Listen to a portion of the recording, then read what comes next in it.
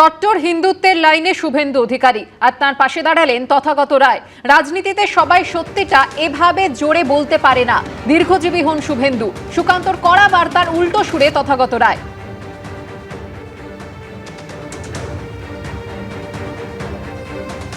কট্টর হিন্দুত্বের লাইনে শুভেন্দু অধিকারী আর তার পাশে দাঁড়ালেন তথাগত রায়। তিনি লিখলেন, রাজনীতিতে সবাই সত্যিটা এভাবে জোরে বলতে পারে না, দীর্ঘজীবী হন শুভেন্দু। সুকান্ত মজুমদারের কড়া বার্তা দেওয়ার পরই তার উল্টো সুর শোনা গেল তথাগত রায়ের গলায়।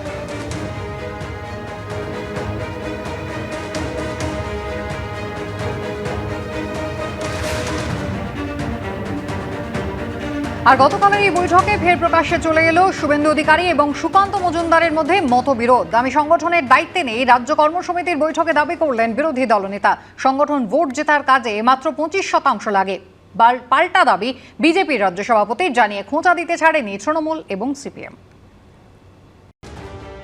বিধানসভা নির্বাচনে 200 আসনের স্লোগান দিয়েও বাংলায় 77-এ থামতে হয়েছিল বিজেপিকে। এরপর পুরসভা পঞ্চায়েতে ভালো ফল করতে পারেনি গেরুয়া শিবির। এবার লোকসভাতেও 30 থেকে 35টি আসন জেতার ডাক দিয়ে গতবারের চেয়েও নিচে নেমে গেছে বিজেপি। সম্প্রতি উপনির্বাচনেও বিজেপির হাতে থাকা 3টি আসনই হারিয়েছে তারা। এই প্রেক্ষাপটেই কি বাংলায় বিজেপির হারের দায় ঝাড়তে চাইছেন শুভেন্দু অধিকারী? দায় কি সুকান্ত মজুমদার ও রাজ্য বিজেপির সংগঠনের উপর ঠেলতে চাইছেন তিনি? এই প্রশ্ন ফের উঠল। তার কারণ বুধবার সায়েন্স সিটি অডিটোরিয়ামে বিজেপির কেন্দ্রীয় নেতাদের উপস্থিতিতেই ইঙ্গিতপূর্ণ মন্তব্য করলেন শুভেন্দু অধিকারী। আপনি লক্ষ্য করবেন, বিরোধী দলনেতা আমি অর্গানাইজেশনের দায়িত্বে নেই। আমি লোকসভা নির্বাচনের আগে বলুন পরে বলুন, কখনো সংবাদ মাধ্যমের সামনে একটা এমন শব্দ বাক্য প্রয়োগ করি না যাতে ভারতীয় জনতা পার্টির বুথের কর্মীটি, আমাদের ভোটারটি হতাশ হয়। আমি এটা কন্টিনিউ করব। আমি জাতীয়তাবাদী পরিবার থেকে এসেছি। মুকুল রায়ের মতো সব কেড়ে নেওয়ার পরে আমি বিজেপিতে আসিনি, আমি সব ফেলে দিয়ে বিজেপিতে এসেছি।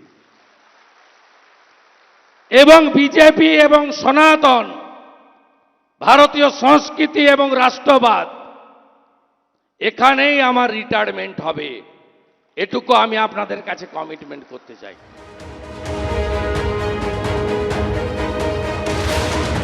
সাংগঠনিক পদ বলতে আমাদের রাজ্যের যে পদগুলো, সেই পদগুলোকে সম্ভবত উনি মিন করতে চেয়েছেন, কিন্তু কোর কমিটির সদস্যও একটি সাংগঠনিক পদ। যারা বলছেন তাদের রাজনৈতিক অভিজ্ঞতাকে আমি সম্মান জানিয়ে বলছি যে সংগঠন ভোট জেতার কাজে মাত্র 25% লাগে। যারা পলিটিক্যাল সায়েন্স নিয়ে পড়াশোনা করেছেন বা যারা নিচের স্তরে কাজ করেন তারা নিজেরা বলতে পারেন। এর আগে লোকসভা ভোটের হারের পরপরই এমন মন্তব্য করেছিলেন শুভেন্দু অধিকারী। প্রার্থী নির্বাচন, প্রচার কৌশল, এই সবটাই কিন্তু সংগঠন তৈরি করে। ভারতীয় জনতা পার্টিতে সংগঠনের একটা সিস্টেম রয়েছে। আমি রাজ্যের কোর কমিটির সদস্য, 15 জন না 18 জন আছে। সেই কোর কমিটির মিটিংয়ে যদি ডাকে, সেখানে যদি আমাকে কিছু বলতে বলা হয় বা আমি মনে করি যে বলবো বা সাইলেন্ট থাকবো, অনেক সময় সাইলেন্ট থাকি, আর অনেক সময় বলার যদি প্রয়োজন মনে করে বলি, আবার জিজ্ঞেস করলেও নির্বাক থাকি না, উত্তর দেওয়ার চেষ্টা করি। তা সেখানেই বলবো, কিন্তু আমি এটা নিয়ে সামগ্রিকভাবে পার্টিকে প্রতিনিধিত্ব করি না, সংগঠন করে। কেবলমাত্র আমার জেলাতে পার্টির সংগঠনের লোকেরা, তারা রাজ্যের নির্দেশিকাও যেমন পালন করেন, আমার পরামর্শটাও মেনে চলেন। এর বাইরে সাংগঠনিক ব্যাপারে আমি কোনোদিন হস্তক্ষেপ করি না, ভবিষ্যতেও করার কোনো ইচ্ছা নেই। ওই তো বেশি নরেন্দ্র মোদী আর অমিত শাহের সঙ্গে মিটিং করেছে, সব তো ছবি আমরা দেখেছি। নির্বাচনের আগে তো প্রতিদিনই দিল্লি চলে যেত। ওই তো সমস্ত ক্যান্ডিডেট ডিসাইড করে, এটা তো বিজেপির লোকেরাই বলছে। বিজেপির লোকেরাই তো বলছে যে শুভেন্দু যে যা ক্যান্ডিডেট দিয়েছে তাই জন্য এত হার, এটা তো বিজেপির লোকেরাই বলছে, আমরা কি বলছি? দায়িত্ব এড়াতে চাইছে।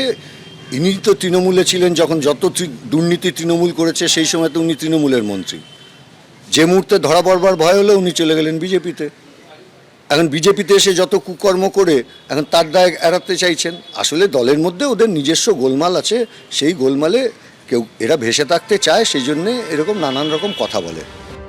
দুবছর পরই রাজ্যে বিধানসভা নির্বাচন। এই প্রেক্ষাপটে কি বঙ্গ বিজেপি ফাটল আরও চওড়া হচ্ছে? বিরোধী দলনেতা ও রাজ্য সভাপতির মতবিরোধে ফের মাথাচাড়া দিচ্ছে প্রশ্নগুলো। শিবাশিস মৌলিক, আশাবুল হোসেন ও রুমা পাল, এবিপি আনন্দ।